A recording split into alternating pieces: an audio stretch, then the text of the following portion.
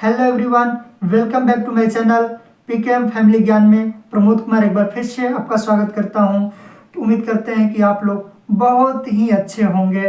तो फ्रेंड, आज हम ऐसा मैटर पर बात करने वाले हैं जो कि इस समय चरम सीमा पर चल रहा है। तो मेरे मित्रों, वो मैटर आपको बता दें कि सास बहू का झगड़ा। फ्रेंड, सास बहू का झगड़ा आजकल जो है आम बात हो गया है। सास बहू का झगड़ा आजकल ही नहीं, ये परंपरागत चली आ रही है और इसके बारे में हम लोग सोचते नहीं है कि आखिर ये होता कैसे है। आखिर सास बहू में झगड़ा टकरार तनाव कैसे हो जाता है। यानी माँ अपने बेटे से निसंदेह अपार प्रेम करती है, वही बेटा किसी दूसरे स्त्री के प्रेम में बढ़ जाता है तो माँ को बहुत ही कष्ट होता है। अर्थात यहाँ पर जो है उसके मन में चिड़चिड़ापन आने लगता है। और यही नहीं, कई कारण होता है, जो कि एक कारण और आपको बता दें कि जब बहू अपना घर छोड़ करके ससुराल में आती है, उस कंडीशन में वो जो है ससुराल में जब आती है तो उसके लिए यहाँ का पूरा माहौल नया होता है। यानी वो जो है अपने घर के अपेक्षा ससुराल में जो है अपने आप को हर एक व्यवस्था, हर एक फैसिलिटी वो नया समझती है, क्योंकि यहाँ के बारे में वो बिल्कुल जानती नहीं है।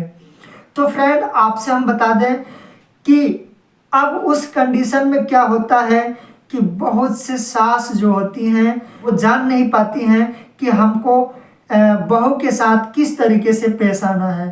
अगर बहू समझदार होगी तो बहू जो है हर एक कार्य जो भी करेगी वो अपने सासू माँ से पूछ कर करेगी, ताकि हमसे गलती ना हो जाए। और कहीं कहीं पर बहुएं जिस तरीके से अपने मायके में वो करती थी वैसा व्यवहार, वैसा रहन सहन यहाँ अपनाने लगती है, तो वहीं पर बिल्कुल बारीकी मिस्टेक हो जाता है, जो कि ये चीज़ सासू माँ को नहीं समझ में आता है। और वो सोचती है, यानी सासू माँ सोचती है कि हम जैसा करें कह रहे हैं वैसा करे बहू, और बहू सोचती है कि हम जो है जिस तरीके से हमारे यहाँ चल रहा था यानी मायके में वैसा हम यहाँ पर करें। तो ऐसी में बहुत ज़्यादा तनाव हो जाता है। इस कंडीशन में पति अगर दिमाग नहीं लगाया तो सास और बहू में तकरार होता ही रहेगा, ये कलह और द्वेष खत्म नहीं होगा। तो उस कंडीशन में माता के लिए भी बेटा उतना ही इम्पोर्टेंट है जितना कि पत्नी के लिए एक पति। तो आप ये समझ जाइए कि हर एक बात शेयर करती है पत्नी अपने पति से, और दूसरी तरफ चलें तो हर एक बात शेयर करती है माँ अपने बेटे से। अब देखिए किस तरीके से ये चल रहा है। यानी अब यहाँ पर पति को निर्णय लेना होगा कि पति को क्या करना चाहिए उस कंडीशन में। अर्थात एक राजनीति करना चाहिए। देखिए, राजनीति देश के लिए ही नहीं होता है, अपितु राजनीति अपने घर को चलाने के लिए भी करना पड़ता है।